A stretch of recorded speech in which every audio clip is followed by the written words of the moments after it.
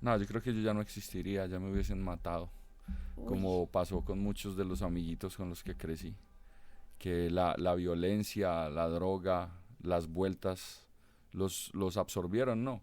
En Medellín hay un dicho que dice que es mejor vivir poquito y bueno que harto y maluco. uy, Y ese dicho lo vendió el narcotráfico, ese dicho lo vendió la violencia.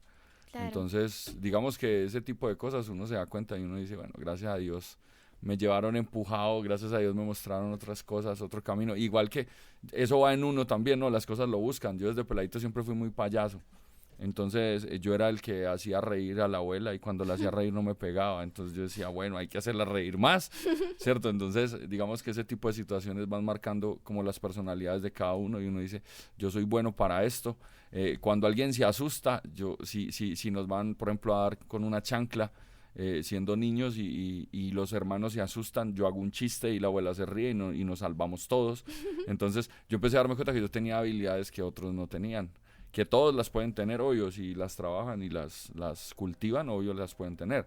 Pero digamos que innato, yo traía como esa chispa de ser payaso y de ser chistoso y divertido, que también me trajo muchísimos problemas en la vida, ¿no? Uy, ¿por qué? Pues porque, por ejemplo, en la universidad yo me acuerdo que me sacaban de clase porque yo hacía chistes y el maestro me decía, hoy se va a estar callado, no va a decir nada, no sé qué. Yo tiraba el apunte justo en el momento preciso, la clase estallaba en risa y el maestro, afuera, se sale. Y yo, no, maestro, pero afuera, afuera. Entonces, pues digamos que se volvió como algo en la personalidad, ¿no? Soy muy buleador, por así decirlo, muy payaso.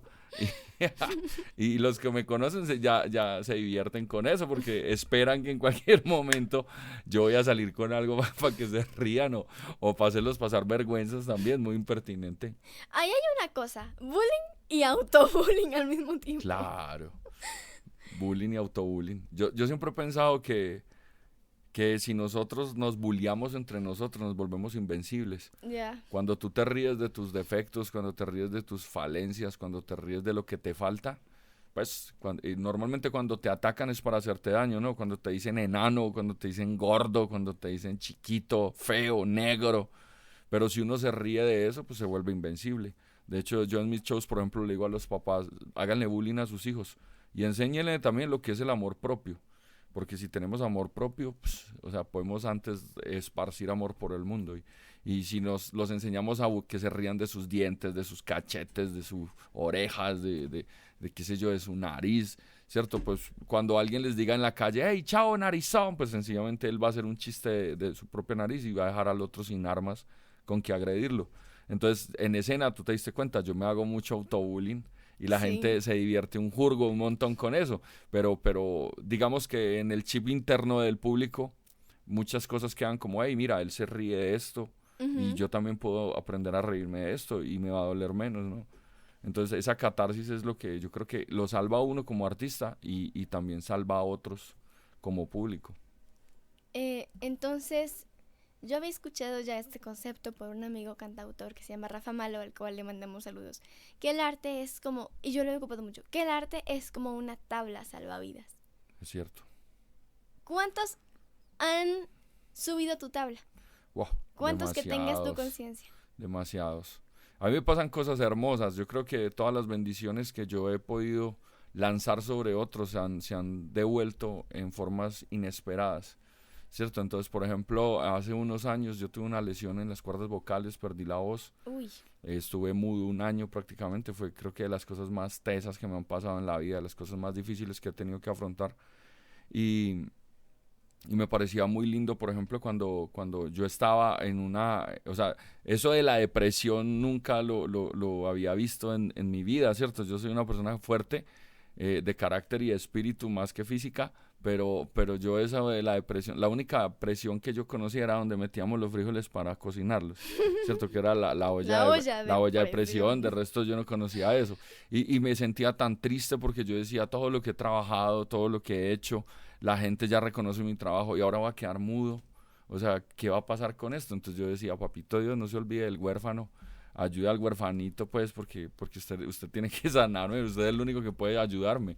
Y me parecía muy, muy lindo porque cuando yo estaba más triste, mi esposa me leía los comentarios de las personas que escribían a preguntar por mi salud y mucha gente escribía como, hey, estamos orando por ti, no sé qué. Empecé a darme cuenta que lo que yo hacía llegaba a muchas partes del mundo. Ella me decía, mira, te están escribiendo de Francia, te están escribiendo de Tokio. O sea, cómo pensar que un huérfano tiene hermanos en Japón. Me escribían de cualquier parte del mundo donde tú digas, ¿qué? O sea, de Rusia. O sea, y era gente orando por mi salud. Fue como, hey, hoy entro a cirugía, oren por mí. Era una cosa así loca. Estamos haciendo una cadena de oración por ti, no sé qué tal. Y yo creo que fue esa buena vibra y ese amor por lo que creo que hago, que finalmente me tiene aquí hoy día hablando, pues gracias a la bendición de Dios y aprovecho para darle las gracias a toda la gente que oró por mí, porque en un momento tan teso uno se da cuenta que arriba en el cielo sí se mueven ¿cómo se diría esto? Las palancas, las alianzas, ¿no? Ya. Sí, bueno, sí agradecemos que ahora puedes hablar, porque ahí va la otra pregunta que no estaba pensada tampoco. ¿Qué sería de nosotros, el público que te quiere tanto, si no se hubieran movido las palancas del cielo? No sé. Yo creo que me hubiese refugiado más en la música, creo yo. Pero hubiera seguido estando en los escenarios. Yo creo que no me hubiese alejado. Me hubiera inventado algo como ser mimo, no sé. O sea, en ese momento no lo sé.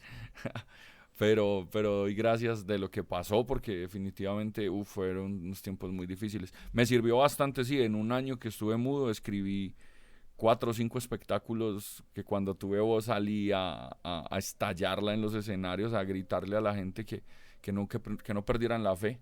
Sí. Era como el mensaje más fuerte que traía mi alma, como decir, hey, cuando estés destruido, cuando sientas que nada tiene sentido, recupera tu fe, recupera tu parte espiritual y ahí aparece Dios y lo jala a uno, ¿no? Yo creo que yo soy como la oveja negra de ese rebaño de él, que yo creo que Papito Dios se asoma y se agarra la frente y dice, otra vez dirían ustedes, pero güey, otra vez tú.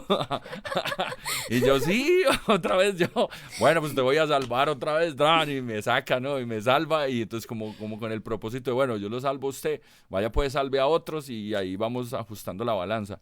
Entonces yo creo que esto es un dar y recibir todo el tiempo, la vida es un dar y recibir. Ya, entonces me quedé sorprendidísima con esto.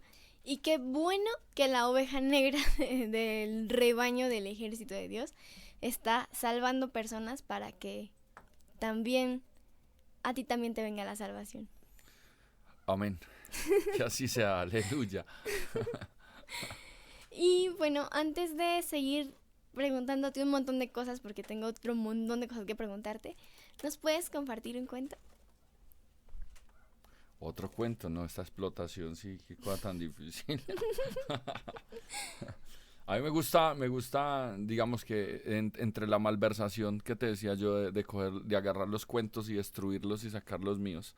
Te voy a compartir uno que la gente decía, ¿en serio?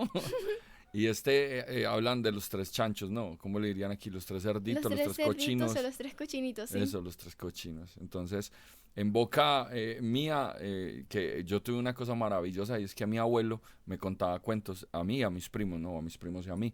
Pero el abuelo nunca aprendió a leer y a escribir, mi abuelo era analfabeta. Ya. Entonces el abuelo con los dibujitos de los cuentos, en Colombia había unos cuentos chiquititos que se llamaban los mini cuentos, y era el fragmento de un cuento original, pero como eran para niño pobre nunca terminaban, nunca tenían final, quedaban como a medias, ¿no? Entonces el viejo se inventaba los cuentos con los dibujos y pues alguna vez nos contó una versión de los 3 chanchitos y yo la destruí y saqué esta versión. A ver. Entonces, en boca de mi abuelo sería como... Cuenta la leyenda del Panzas, el Gordo y el Barrigón, los tripos con más dinero en toda la región. Las muchachas lindas por ellos se derretían, andaban en lujosos carros y 3 casas lindas tenían. El primero, el Barrigón. Cuentan que hizo su mansión de madera, pero hubo un lobo feroz como guerrillero o paramilitar, la casa le quemó. El hermano despavorido huyó a donde el Panzón, quien había construido su casa en madera y cartón, bella por fuera y calientita en su interior. Pero el mismo capo feroz, como guerrillero paramilitar, la casa le derribó. Los 2 hermanos huyeron despavoridos a donde el tercero, el Gordón, quien había construido su casa en ladrillos. A prueba de balas era su mansión.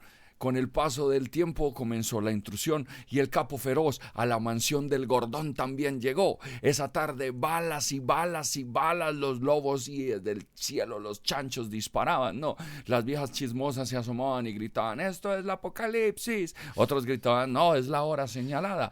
Al terminar la noche acabó la función. Las balas le dieron de baja al Panzas, al Gordo y al Barrigón. Y también cuentan que mataron a toda la pandilla del capo feroz. Y como todos se murieron, pues este cuento se acabó.